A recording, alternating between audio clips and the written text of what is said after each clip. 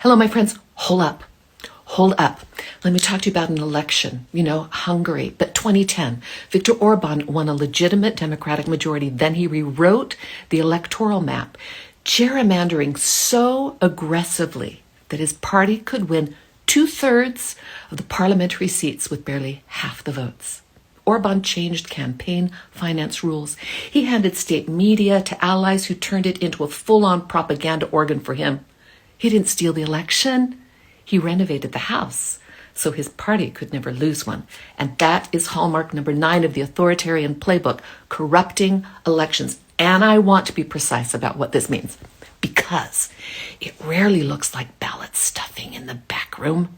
It looks like legislation, folks. It looks like administration. It looks completely and totally legal, right up until democracy is gone.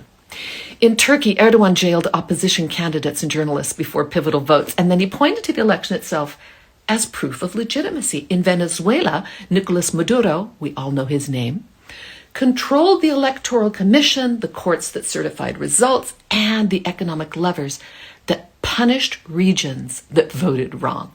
In Russia, your friend of mine, Vladimir Putin, he doesn't even need to falsify every ballot.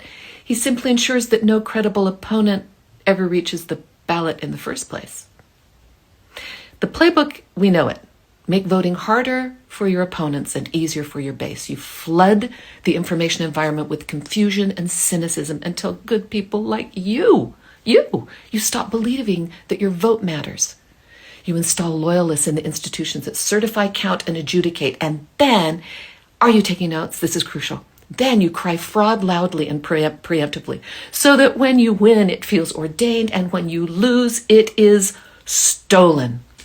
As I write in my book, How to Save Democracy, the Anti-Authoritarian Playbook, the most dangerous moment for a democracy is not necessarily when the authoritarian wins an election. It's when enough citizens have been convinced that elections themselves are corrupt, because that is the permission structure for everything that comes next. We have seen this movie. We know how it ends. The antidote is not cynicism, so stop being cynical. It's informed, relentless civic participation. Election administrators who refuse to be intimidated, judges who hold the line, citizens who show up and volunteer and monitor and refuse to let procedural corruption happen in the dark. Folks, democracy is not a machine that runs itself.